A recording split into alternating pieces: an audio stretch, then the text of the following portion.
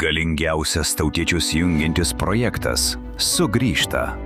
Unikalus svetingumo mainų TV žaidimas visai šeimai Lietuvis pas lietuvį pradeda naują sezoną. Ką tik grįžome iš kūrybinės misijos Jungtinėse Amerikos valstijose. Diaspora dega norų priimti projektą pas save.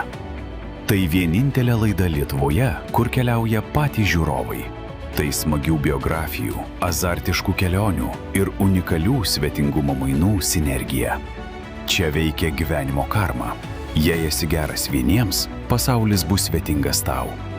Stipriausi Lietuvos regionai ir verslo elitas jau rezervavo savo vietas. Tapkite šio prestižinio projekto mecenatais.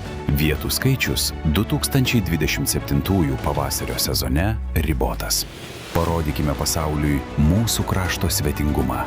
Sujunkime Lietuvą iš naujo. Prisijunkite dabar.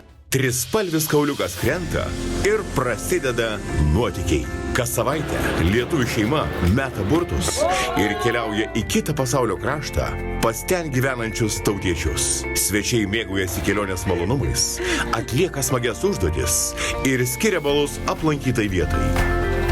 Skirtingai nuostabus iššūkiai bei atradimai naujoje kelionių laidoje Lietuvis pas lietuvį. Jau greitai per TV3. Po 5 metų ir vėl Vilniuje. Ką Saulė apie sostinę atskleis siaubo istorikas. Romantika be tragedijos Vilniuje yra neromantika. Kokia ekstravagantiškųjų Gretos ir Donato meilės istorija. Mes iš tikrųjų šiaip svaistam vienas nuo kito. Lietuvis pas lietuvį. Sekmadienį 17:20 per TV3.